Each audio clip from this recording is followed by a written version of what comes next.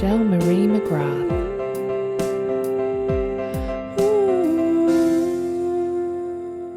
Hi everybody, you are listening to the Unclassified Woman podcast series with Michelle Marie McGrath, and today I am delighted to be talking to the lovely Andrea Glazier.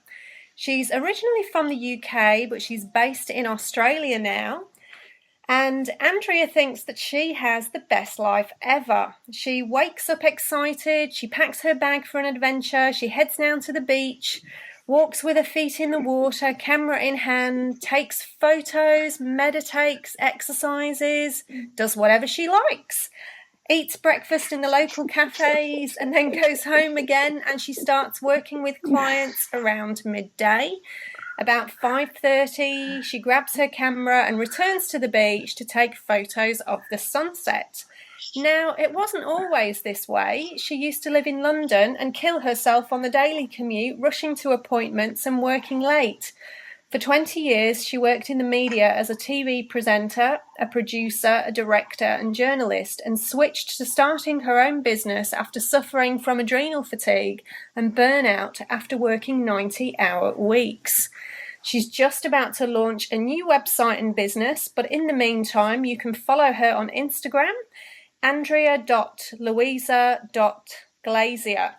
And there are details of her website in the connected blog post, so you can find out more about her there. So welcome, Andrea. Oh, hi. I was just listening to you give me that intro there, and I was just thinking, the jammy cow. I was thinking she's got a great life. Oh, dear. Yeah. So lovely to have you on the series. And obviously today we're going to be talking about being child-free by choice in particular, because obviously we're going to be, discussing this subject from lots of different angles with lots of different women. And so today we're going to hear something about your personal journey and experience in this topic. Sure. And you and I are both, over 40 now, and I was just looking at some statistics that today almost a quarter of Western women over the age of 40 do not have children, and this figure has doubled in the past 10 years, which is quite astonishing, isn't it? So wow, I never realised that at all. Yeah, so it's rapidly increasing.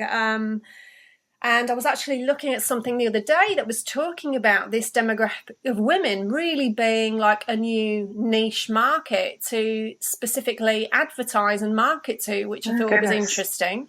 So Andrea, I'd love to hear a little bit for our listeners as well about your personal story and how you came to consciously make that decision for yourself.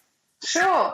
Well, let's put it into some sort of context now. I'm 42, and I guess that when I just look at my life anyway, because I was born in the UK, but I did leave in my early 30s, and I emigrated to New Zealand on my own.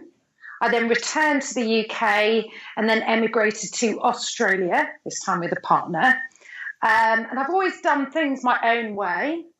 So I am someone who has always really listened to my heart and followed that, even if that path or those choices may not have been what my family would want for me, my friends would want for me, who anybody would want for me. I've always done things that feel right for me.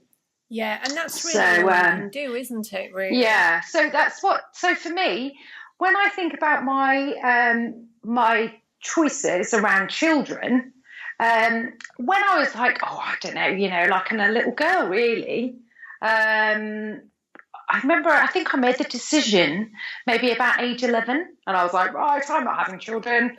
That's not for me. Right. Wow. So that was like, and then I made it, then I've just kept remaking it because I never wanted them. Right. And I don't know, obviously there's going to be different reasons that people are listening to this. But for me, and this might be funny if you're a bit like me, but I looked at children and I just didn't really, they just look kind of like messy and dirty and noisy and and just kind of, do you know what? They took my time when I could be doing other things that felt a bit more kind of fun to me. I mean, I guess I'm a bit like a kid in some ways, where freedom has always been so important to me. Having my own way, doing my own things have been so important to me, that the idea of having to share that with a little person and give up so much of my freedom in order to raise another little person, I just looked at that and I just kind of went, it's not for me. It really isn't for me. I've got so many more exciting things that I do aside from looking after children. I know, as I said, some people choose to be a mum, but for me, I could not think of anything worse. And that's Right. honestly to God speaking from my heart. I look at it and I go, no way, not on your Nelly. No, thank you. That's not for me. That's a great example of that thing. If you are so clear, then, that's absolutely the right thing for you. Yeah. Whereas, somebody may be equally clear that that's absolutely what they want in their Sure. heart, so obviously then they follow that. But it's just, I think the thing that's really highlighted there is really about being true to yourself, isn't it? And doing what feels really right for you, rather than what you think, in inverted commas, you should be. Or, absolutely. And so I would just say that was, that's honestly how I feel, and that's honestly how I've always felt. And just, that's how I feel, that's how I felt, that's how I live. And as a result of just really being able to follow what's true for me in my heart, I've been able to create a life that feels really good for me. And it just so happens that children are not a part of it. But it's also because I've, just stepping back again, when I think about children, they're just like a number of choices that I've had to make about creating a life that I've designed that suits me, if that makes sense. Yes. Yeah. Just children are just one of the things where I've had to go, do I want to live in the UK? Do I want to live in Australia? That's a big choice. Yeah. What country do you want to live in? Do I want children? Do I want a partner? Like, that's a big choice as well. Actually, I quite like being a bit of a hermit. Yeah. I really enjoy my own space and I love doing my own thing. I love being in nature.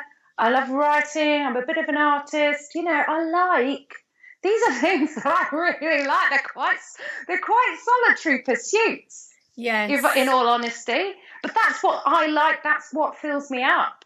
Yeah. And, I'm all good with that. I'm so in love with my life. Like, I really am feeling so utterly blessed. And,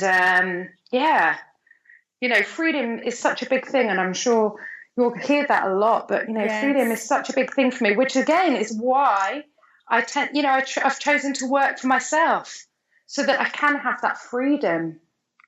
So you're really you're really in control of your time and schedule on all levels, really. And so were you have you felt under pressure through, like assumptions made by your family or friends, like, you'll change your mind when you've met the right person, you'll regret that decision, you're clearly very shallow, you've obviously had a terrible childhood, all of these assumptions that people can sometimes make when they're faced with, say, a conversation with somebody like yourself who's really clear that that's not what they want? Yeah, I mean, I think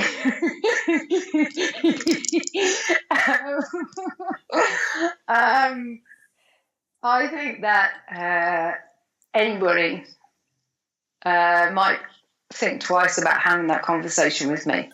And I think the few times where people have raised it with me, they would think twice about it, because it's just rude. Yeah. Really. It's actually just rude. It says more about them than it does about me. Particularly, I mean, I understand a mother, would say, you'll miss out, you're never going to feel like I felt, or la, la, la, la, la, whatever it is. like it's the best thing ever. But there again, I don't know. I look at my life and I go, well, you're going to miss out on what I've got because it's actually the best thing ever. Yeah. So, whatever floats your boat, okay? You got fulfilled having children. Well, I'm happy for you. That's awesome. But the fulfillment that you receive from having children, you don't know that that's going to be better from the fulfillment that I receive by designing a life that really floats my boat.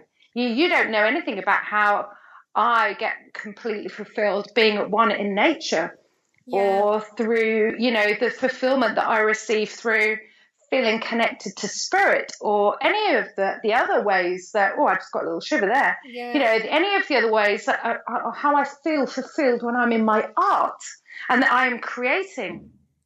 It's like I get fulfillment. I am at one when I'm creating, when I'm making art, when I'm in my art, when I'm in my message, when I'm in my beauty, when I'm combining all of that with spirit, when I'm in my flow. That to me, when I'm joyfully energized, that for me is fulfilling in a way that maybe you don't know. Yeah. And so to think that somehow I am missing out, I don't know. I can understand. But really, I think people, when they see how resolute, when they maybe see my eyebrow go up, they might think twice about having a patronizing or a condescending conversation with me. I feel maybe I just have that kind of sort of send off an aura where it's quite clear that their comments on my lifestyle are not welcome. Yeah, I mean, it's interesting. Like over the last couple of weeks, I've been sort of reading some really interesting books and articles on the topic, and how often there's also that talk of the biological clock ticking, and women feeling that it's just kind of the next thing to do. The peer pressure as well. That happens when their friends are all having children, and so then there's that part of that's happening in their community with their peers, and so they're feeling that sort of pressure as well. That did happen to me in my early 30s. And how did you deal with that? Well, it was really interesting. When I look back now, 10 years later, I can really clearly see it. But at the time, oh dear, did I make a really bad series of choices there? A good choice on my part was that I emigrated to go and live in New Zealand. So I'm in my early 30s, and I did this by myself. And when I got permanent residency through from the New Zealand government, and I was so excited, I was like, right, here I am. This is a blank canvas in front of me, and I can now design the life that I want. And I thought, right, I'm here now. What do I want? And I thought, right, I'll have what everyone else is having. Thank you very much. I'll get a bloke. I'll get married. I have 2 kids, and we can take them fishing. The only exciting part of all of this, by the way, for me, right, the bit that I really wanted about parenthood in this particular dream was not so much the kids. It was me, the fella, in the boat on the sea going fishing. The kids just happened to be there because we were teaching them how to fish. That was the good bit. Right.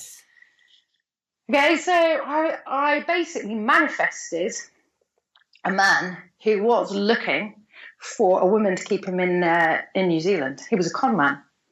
Right. Yeah.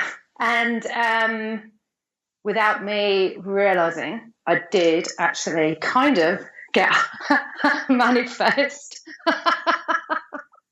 what I wanted, except for it was not the right man at all. And basically the whole idea of having to have the children and have the man and settle down to this quite conventional lifestyle. If anybody's ever been in beautiful rural New Zealand, it's like, honestly, it's so gorgeous. All these earth mamas walking around with barefoot, lovely mamas with their little kids running around. It's the perfect place to raise children. If you're going to raise them in New Zealand, they're going to grow up so healthy and happy. And I kind of got seduced by this Yes. idea for a while. By the fantasy. By the fantasy. And also, as well, just because a bit of a lack of imagination, really. If that makes sense. A little bit of a lack of imagination, like, well, that's kind of what everyone does. So I guess that's what I'll do. Because I hadn't really begun to dream about what else might be possible for me. And that's quite key, isn't it, I think? And you've just reminded me of a conversation that I had with a friend a couple of weeks ago. She's got a few young children that she had 3 children quite close together relatively.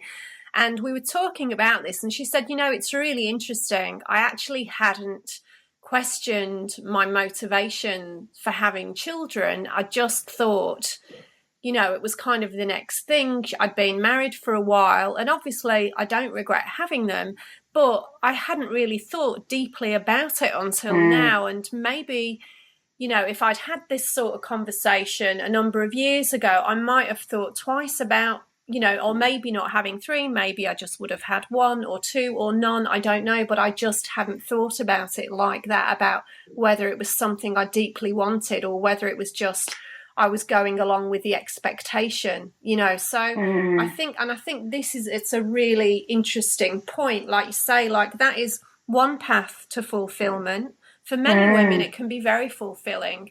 But it's not for every woman. And we know, just even if we've got the biological ability, it doesn't mean you're a natural mother. We've got enough children who are orphaned, starving, abused, alone in the world to know absolutely. That not every woman is made to be a mother.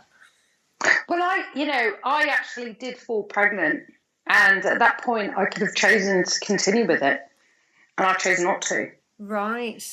And that was that was totally the best thing, the best decision ever. So you just had that clarity during that experience, did you, Andrea, that you just thought this isn't right, or Oh, without an iota. Oh, seriously, yeah, it was very clear to me that was not good. That pregnancy was not going to continue. Right. And that was supported on every level. In a way, you can probably tell anyway that I'm, I'm quite spiritual. Yeah. And on every level, all my guides and signs and everything. On a physical level, just every single level, that was a big no. Right. And that was a few big life lessons there that I had to learn. Yeah. But the point was, I could have them. My body showed me it could have them. The choice was there had I wanted to continue. The choice was also there, is that if I did want to then do that again, find someone else and do that again, of course I could.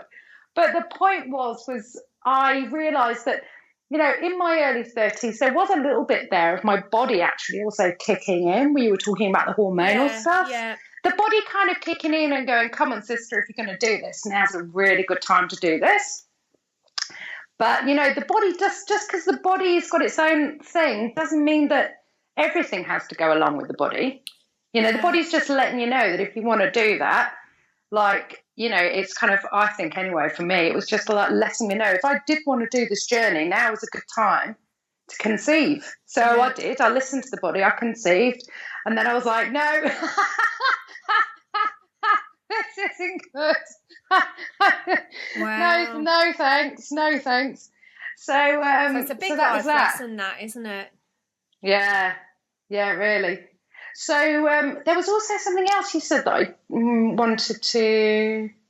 About questioning motivations. Yeah, questioning motivations, and very interesting, because I do think that, again, when I think about what I was doing there, I was just kind of going after the prepackaged fantasy, the kind of, here you go, this is you're a woman, this is what you're supposed to want. Yeah. Find that prince. Go on, find him, settle down and have some children. That's what you're supposed to do. Well, that's what we're sold, isn't it? I mean, that's what we're conditioned to from being little. We've got the whole Disney package and the Hollywood thing going on there. And it's that thing of we're almost made to feel if that's not the central driving force of your life, then why isn't it? What's wrong? And so these are sort of the outdated stereotypes and myths that we need to kind of let go of, really. And really just make sure that everyone is, as much as possible, choosing from a very authentic place of what feels absolutely right and true for them at that time, and not projecting that onto sort of others around them. So it's interesting, like I've been looking at a lot of myths around this and the origins of them. And so, because I know that you're very passionate about conservation and the environment. Huge. And so I noticed, like, one of the things I was looking at is obviously the stereotype and the myth that we need to procreate for the survival of our species, whereby, you know, this isn't really a relevant argument so much these days because our planet is overpopulated. And so we could argue that we've got an obligation to the environment to maybe have less biological children and cut down dramatically on that and really look at other options for those people who really want children. Just looking at things of like making adoption process easier for people and opening those doors, not because that's often seen as kind of like a last option. It's not necessarily a very easy process for people to go through. So there's all these other sorts of different things to kind of consider moving forward. So what are your thoughts around that and sort of consumption? Well, a couple of interesting facts for you. I was born in 1972. Now, in 1972, there were 3,800,000,000 whatever they are afterwards. Is that million, I think. What would be 3,800,000,000? Yeah, 3.8 million. Yeah. Okay, so it's pretty much doubled now because in 2015, I think it's 7,300,000,000. That's right. Yeah. So we've doubled in the 40 years. Now, in that 40 years, 50% of the world's wildlife has also died off or has become extinct. Yeah, which is astonishing, isn't it, really? So, and then, you know, if we throw a little bit of plastic pollution, climate change, and everything else into the mix, if we don't stop burning fossil fuels, if we don't leave the coal in the ground, if we allow the kind of political and business elites to continue this madness, then by 2100, if we haven't got the temperature under control, if we allow it to rise 2 to 4 degrees, unfortunately, most of the world's population is going to be really affected by that. And all of those children that are being born now and their children, you know, who knows what kind of world they're going to have. But if the oceans acidify because we haven't got the temperature sorted out, you know, if the world is able to sustain us, if we can look after the world. But if we're not looking after the world cannot sustain us. That's right. And with this population explosion as well, I mean, I think that any woman now needs to really be mindful. I mean, I would say that she needs to really be mindful about the kind of world that we are as humans co-creating together and the kind of world that she's bringing a child into. This is a really big question for all of us as humans, males, females, you know, women who are thinking about children or not, is what is this world that we are co-creating? And what can we do to ensure a healthy planet for the survival, not just of our own species, but of other species? Because, of course, we are all connected. We are all dependent on one another. That's right. And so these really big questions now, I really believe that it's sure you can go through life and not look and kind of stay in denial and, you know, push the problem onto your children. But unfortunately, the future generations are really going to be unless we do something about it, they're really going to be pretty screwed.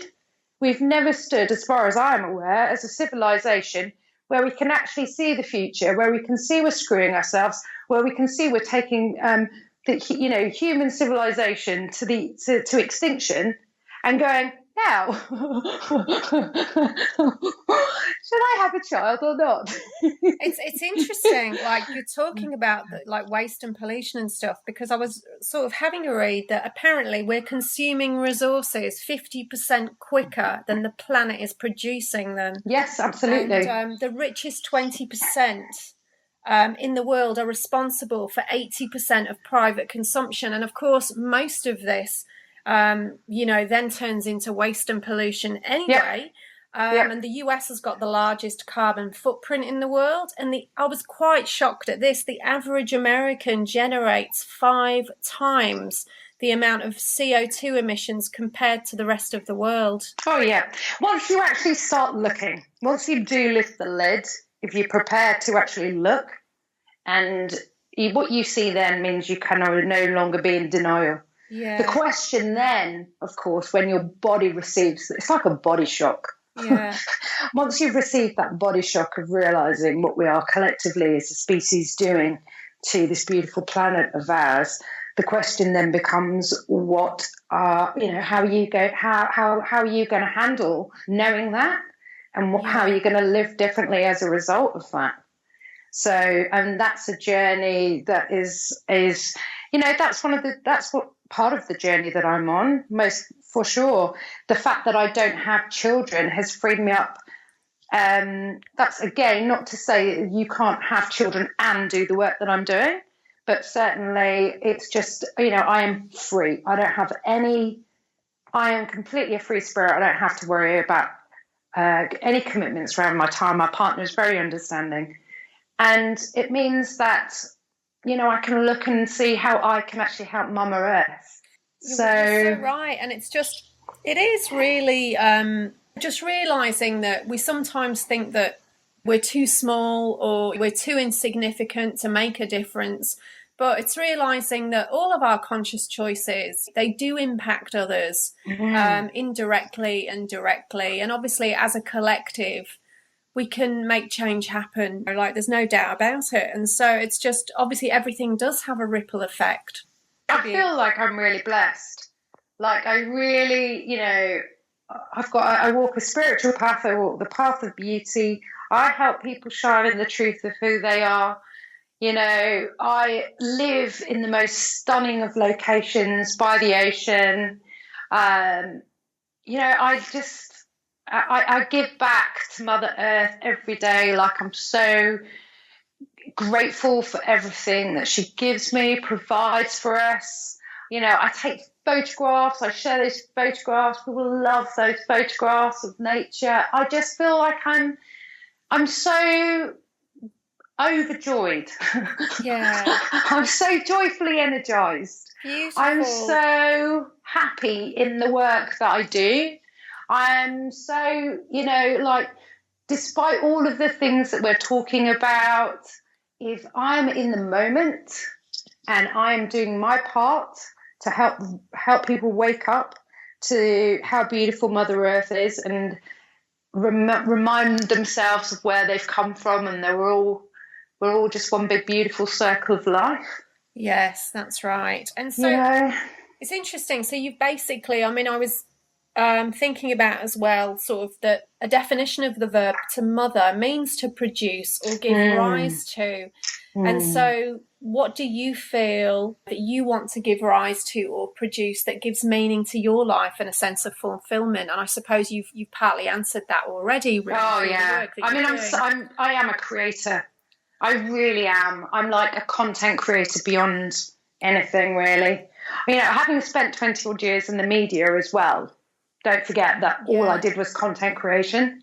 The problem there was that often the message was not in alignment with my values or my beliefs or my truth, because so much as we know of the mainstream media is just total and utter bollocks, basically. Yeah. So now I create my own content. I create my own media. So whether it be photographs or whether it be writing, whatever it is, it's like on my message. Yeah, and so I love it. I love speaking. Everything. If you know what it's like, anything that's got these stages, like a pregnancy. yeah, Everything can be likened to this pregnancy and the birth. Because you've got that first. Or if you look at it again, if you think of the seed growing in the ground, I love that.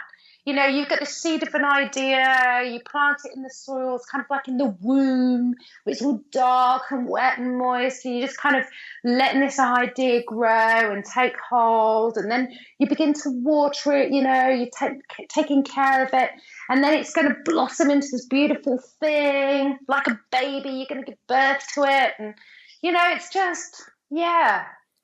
And so I'm always giving birth. Yeah, exactly. So it's just, so on that analogy, so what do you feel you would like to have as your life's message? What is your legacy that you would really love to sort of leave? I guess at the moment, the one that's really speaking to me is just, how beautiful this world is. And that, who knows what's going to happen in another 20, another 40, another 60, another 80 years. Who knows what the world is going to be like in 2100.